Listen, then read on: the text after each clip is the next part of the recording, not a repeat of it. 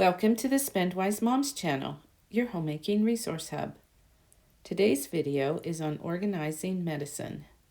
We used to have a lot of medicine in our home.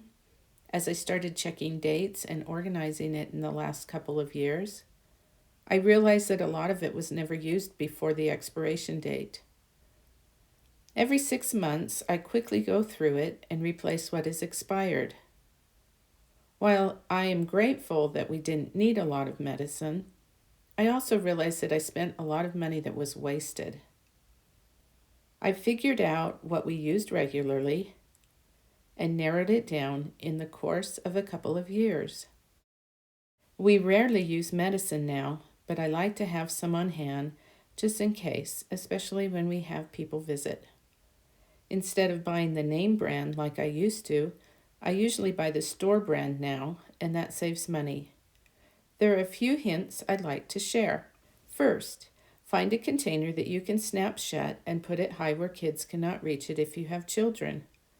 While we currently don't have kids in the house, we do have family that visit, so we keep ours above the refrigerator in a cupboard. It takes some effort to get it there. Second, figure out the medicines you feel like you need on a regular basis. When I'm doing this, I take everything out, separate it into like items, and then check the dates.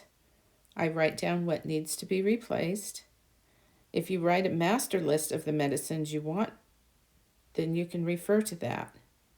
Then you just have to print it and check it as you go through your medicine. It's easy to change as needed if it is written on a computer. I like to keep the following over-the-counter medicine: Tylenol, ibuprofen, Benadryl, Neosporin, cough medicine, Band-Aids, cough drops, Tums, and a thermometer. I also have Epsom salt, hydrogen peroxide, and rubbing alcohol that I don't put in the medicine container. My husband and I each have a prescription medicine as well. I found a COVID test as I went through our medicine this time, probably from a year ago. That may be something you might want to have on hand as well. I used to spend about $100 every year when I started checking through our medicine, but now it's about $25 a year tops. As I said earlier, we rarely use any of these anymore, but I'm happy to spend $25 a year to have the peace of knowing I have it if I ever need it. The last thing I want is to need medicine and not have it at home. I've been to homes where there are multiple cupboards full of medicine.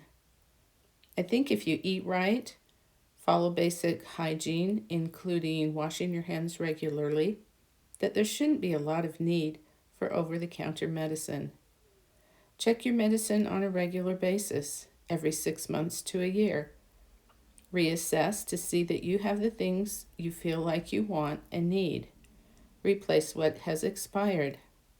Thanks for watching the Spendwise Moms channel.